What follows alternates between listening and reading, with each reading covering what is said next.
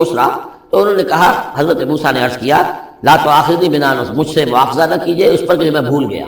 گیا کہ میں نے آپ سے وعدہ کیا تھا کہ میں آپ سے کوئی سوال نہیں کروں گا، ولا ترہقنی من امری اسرا، اور نہ دباؤ ڈالیے مجھ پر میرے معاملے میں کچھ زیادہ سختی نہ کیجیے، ایسا نہ ہو کہ ایک ہی دفعہ کی میری غلطی کے اوپر کہتے ہیں جاؤ اب یہاں سے، بلکہ ذرا یہ نرمی کیجیے۔ فانطلقا، پھر چلے دونوں، حتی اذا لقیا غلاما قتلہ، جب ایک نوجوان سے ملاقات ہوئی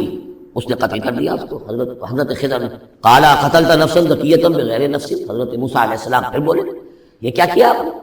ایک بے گناہ جان کو آپ نے قتل کر دیا اس کے بغیر کہ اس نے کسی کا خون بہایا ہو، لقد جئت شیئا نکرا، یہ تو آپ نے بہت ہی نامعقول حرکت کی ہے۔ قال الم انک لن تستطيع معي صبرا، اب انہوں نے ذرا ڈانٹ کے انداز میں کہا الم اقل لک، کیا میں نے نہیں کہا تھا تم سے کہ تم میرے ساتھ صبر نہیں کر سکو گے؟ قال ان سألتك عن شيء بعدها فلا تصاحبني، حضرت موسیٰ نے عرض کیا کہ اچھا ٹھیک ہے، اب اگر تیسری مرتبہ مجھ سے غلطی ہو جائے، دوسری مرتبہ اور مجھے معافی دے دیں، اگر اب میں اس کے بعد کوئی آپ سے سوال کروں تو پھر ٹھیک ہے، آپ مجھے اپنے ساتھ نہ رکھیے گا، فلا تصاحبنی، پھر یہ کہ میں اپنا راستہ لے لوں گا۔ قد بلغت من لدنی عذرا، میری جانب سے آپ نے جو ہے حجت قائم کر دی ہے، اور آپ عذر جو ہے اب آپ کر سکتے ہیں کہ آپ میرے ساتھ مجھے اپنے ساتھ نہ رکھیں، یعنی خطا میری ہے۔ فانطلقا، پھر چلے، حتی اذا اتیا اہل قریۃ استطعما اہلها، اور جب یہاں تک کہ وہ پہنچے ایک بستی والوں کے پاس، وہاں انہوں نے ان سے چاہا کہ وہ انہیں کھانا کھلائیں، مسافر جیسے ہوتے ہیں، بھائی ہم لوگ آئے ہیں، مسافر ہیں، آپ کی بستی میں آئے ہیں تو ہمیں کھانا کھلائیے۔ فابوا ان یضیفوہما، تو وہاں کی بستی والوں نے، وہ ایسے کچھ کٹھور اور شقی لوگ تھے، انکار کر دیا ان کی ضیافت سے، انہیں کچھ کھانے کو نہیں دیا۔ فوجدا فیہا جدارا، وہاں انہوں نے دیکھا ایک دیوار، یرید ان ینقض، کہ بالکل گرنے کو ہے، ٹوٹنے کو ہے، گرنے کو ہے۔ فاقامہ، تو وہ حضرت خضر نے اس کو سیدھا کر دیا، بنا دیا اور سیدھا کر دیا، مضبوط کر دیا۔ قال لو شئت لاتخذت علیہ اجرا، تو حضرت موسیٰ نے پھر کہا کہ اگر آپ چاہتے، یہ اتنے ناہنجار لوگ، انہوں نے مسافروں کو کھانا تک نہیں دیا اور آپ نے بغیر مزدوری لیے ہوئے ان کا کام کر دیا، ان کی دیوار سیدھی کر دی، لو شئت لاتخذت علیہ اجرا، آپ اس پر اجرت نہ کرتے ان سے، اور یہ جو اجرت سے جو ہے بہرحال ہم جو ہے کچھ نہ کچھ کھاتے پیتے۔ قال ھذا فراق بینی و بینک، کہ بس یہ اب میرے اور آپ کے درمیان اب علیحدگی کا وقت ہے۔ سأنبئک بتأویل ما لم تستطع علیہ صبرا، اب میں تمہیں بتائے دیتا ہوں اصل راز اور حقیقت ان چیزوں کا جس پر کہ آپ صبر نہ کر سکے۔ اما السفینہ، جہاں تک اس کشتی کا معاملہ ہے، فکانت لمساکین یعملون فی البحر، تو یہ ان مزدوروں کی ملکیت تھی کہ جو دریا میں محنت کرتے ہیں، جیسے کشتی ہے ادھر سے ادھر اتار دیا، دو پیسے لے لیے، ایک پیسہ لے لیا، یہ مزدوری کر رہے ہیں، ان کے لیے گویا کہ کمائی کا، ان کی معاش کا یہی ذریعہ ہے۔ فاردت ان اعیبھا، میں نے یہ چاہا کہ اس کو عیب دار کر دوں۔ وکان وراءہم ملک یاخذ کل سفینۃ غصبا، جبکہ آگے جو ہے ایک بادشاہ تھا، حاکم تھا، جو ہر کشتی کو کہ جو ثابت و سالم ہے اسے وہ غصب کر رہا ہے، اس کو جو ہے کنفسکیٹ کر رہا ہے، جیسے آج کل بھی ہوتا ہے ہمارے ہاں، وہ ویگن جو ہیں وہ پولیس والے روک لیتے ہیں، تو اسی طریقے سے وہ جو ہے قبضہ کر رہا ہے ان پر، یاخذ کل سفینۃ غصبا۔ اب وہ دیکھے گا کہ یہ تو ٹوٹی ہوئی کشتی چھوڑ دے گا، تو کشتی میں ایک تختہ لگا لینا تو آسان کام ہے، پوری تختی جا رہی تھی، تو میں نے ایک تختہ جو ان کا جو ہے توڑ دیا ہے، تاکہ اسے ناقص سمجھ کر وہ بادشاہ جو ہے اسے ریجیکٹ کر دیا، اس کشتی کو نہ لے، تو ان مزدوروں کی پوری کشتی بچ جائے۔ ایک تختہ توڑنے سے تختی بچتی ہے، اور یہ سالم رہتی تختی تو پوری کشتی جا رہی تھی، تو میں نے ان کی خیر کے لیے کیا ہے، جس کو تم نے یہ سمجھا کہ شاید میں لوگوں کو ہلاک کرنے کے لیے میں نے یہ قدم اٹھایا ہے۔ وعمل غلام، اور جہاں تک اس لڑکے کا معاملہ ہے، نوجوان کا، فکان ابواہ مومنین، اس کے والدین بڑے نیک اور صالح ہیں، والدین دونوں کے دونوں۔ فخشینا یرہقہما طغیانا وکفرا، اب ظاہر بات ہے کہ حضرت خضر کو معلوم ہوگا کہ اس کے جینز اچھے نہیں ہیں، بڑے شرارتی قسم کے جین اس کے اندر ہیں، اور یہ جب جوان ہوگا تو یہ آوارہ ہو کر اٹھے گا اور بہت سخت ہوگا اور اپنے والدین کے لیے سوہانے روح بن جائے گا۔ یرہقہما طغیانا وکفرا، ناشکری اور زبردستی کر کے ان کو عاجز کرے گا، ستائے گا۔ فأردنا یبدلہما ربہما خیرا منہ زکاۃ واقرب رحما، تو ہم نے یہ چاہا کہ ان کا رب ان کے لیے بدل دے، اس سے بہتر اولاد اسے دے، بیٹا دے دے، کہ جو اس کے لیے پاکیزگی میں بھی اور شفقت اور رحمت میں بھی اس سے بہتر ہو، جو ان کے لیے بڑھاپے میں سہارا بن سکے۔ تو ہم نے صرف یہ کیا ہے کہ یہ بچہ جو ہے وہ یہ ساری چیزیں جو اللہ کے حکم سے میں کر رہا ہوں، یہ گویا کہ تکوینی امور ہیں جو ہو رہے ہیں، یہ تشریعی امور نہیں ہے، تم شریعت کے حوالے سے دیکھ رہے ہو، اور میں یہ تکوینی معاملات کر رہا ہوں اللہ کے حکم کے مطابق، اور یہ در حقیقت رحمت ہے، جس کو کہ لوگوں نے یہ سمجھا ہوگا جن کا بچہ جو والدین کا فوت ہو گیا تو ان کے اوپر تو پہاڑ ٹوٹ پڑا ہوگا غم کا، لیکن اصل میں اللہ تعالیٰ نے یہ ان کے خیر کے لیے کیا۔ وَأَمَّا الْجِدَارُ، اور جہاں تک اس دیوار کا معاملہ ہے، فَكَانَ لِغُلَامَيْنِ يَتِيمَيْنِ فِي الْمَدِينَةِ، تو یہ دو غلام لڑکوں کی دیوار ہے جو شہر میں رہتے ہیں۔ وَكَانَ تَحْتَهُ كَنْزٌ لَهُمَا، اور اس دیوار کی جڑ میں ان کے لیے ایک دفینہ ہے، وَكَانَ أَبُوهُمَا صَالِحًا، اور ان کا باپ جو ہے وہ بہت نیک آدمی تھا، باپ نیک تھا۔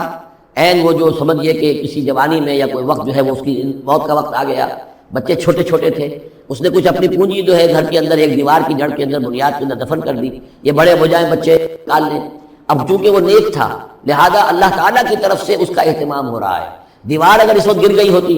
تو یہ خزانہ ظاہر ہو جاتا، اور ابھی وہ بچے جو ہیں وہ چھوٹے ہیں، تو لہٰذا یہ لوگ جو ہے بستی والے کتنے ناہنجار ہیں جنہوں نے ہمیں کھانے کو نہیں دیا ہے، وہ کیا یتیموں کے اس مال کی رکھا لحاظ کریں گے؟ وہ سارا کا سارا اس مال کو قبضہ کر لیں گے۔ تو میں نے وہ دیوار بنا دی ہے۔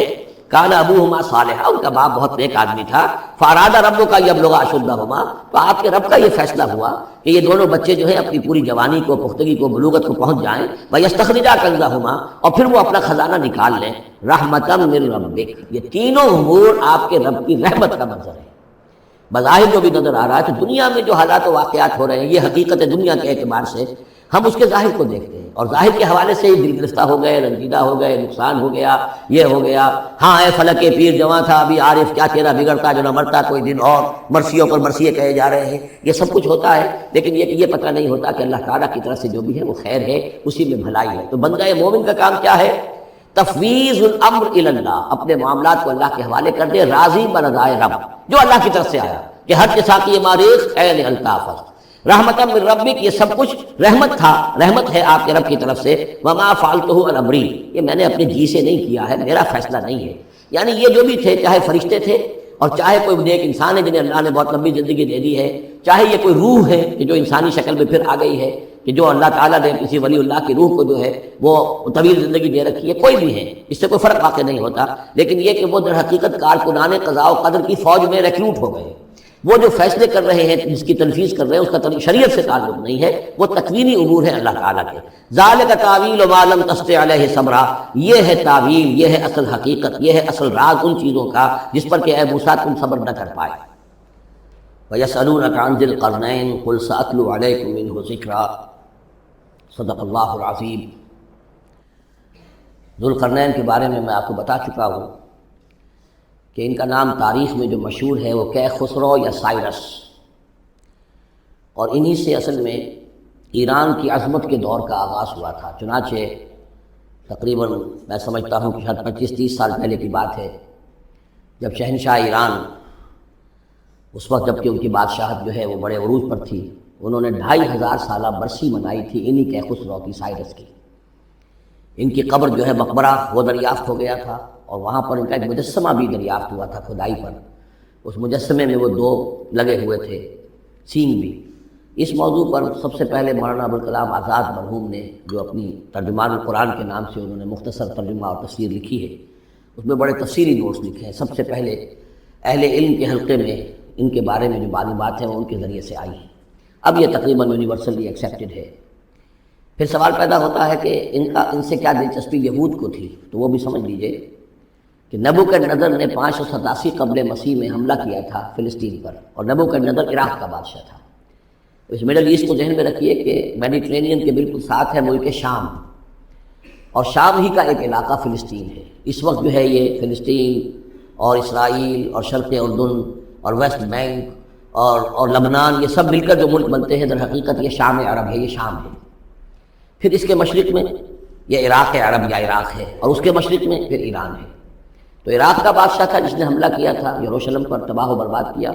اور ان کو قیدی بنا کر لے گیا۔ کیپٹیویٹی کا دور ان کا تقریباً 150 برس کا ہے، لیکن اس عرصے میں ایران میں یہ شخصیت ابھری خسرو کی یا سائرس کی۔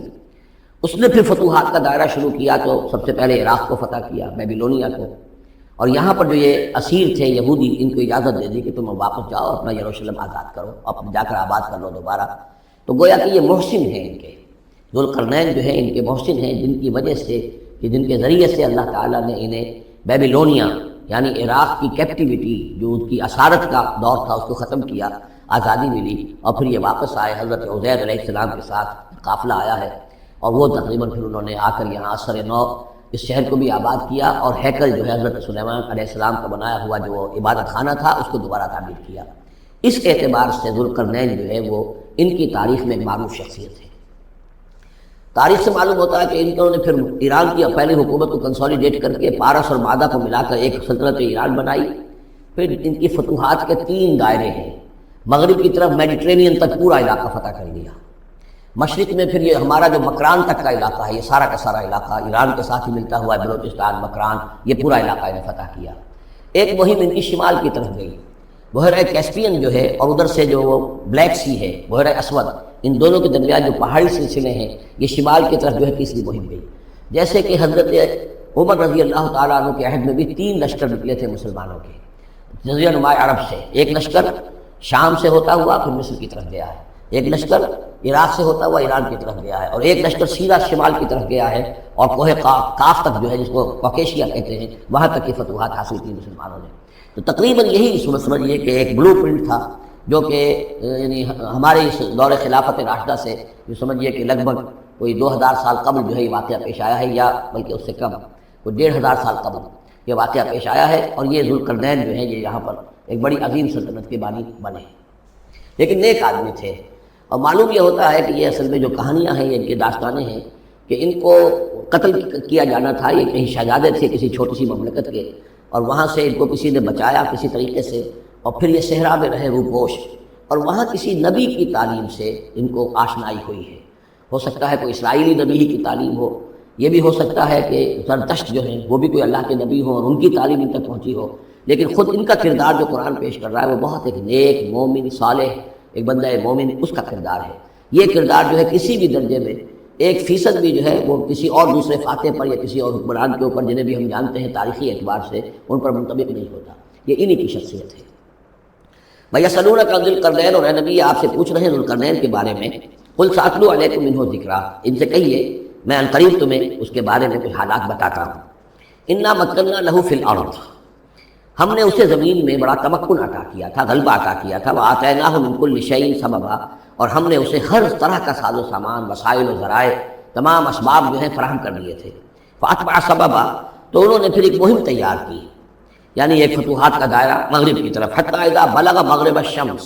یہاں تک کہ جب وہ سورج کے غروب ہونے کی جگہ تک پہنچ گئے۔ اب یہ پرانے زمانے میں ظاہر بات ہے کہ پورا اس سے زیادہ نقشہ تو لوگوں کو معلوم بھی نہیں تھا۔ جب میڈیٹرینین کے ساحل پر پہنچ گئے تو معلوم آگے تو سمندر ہے،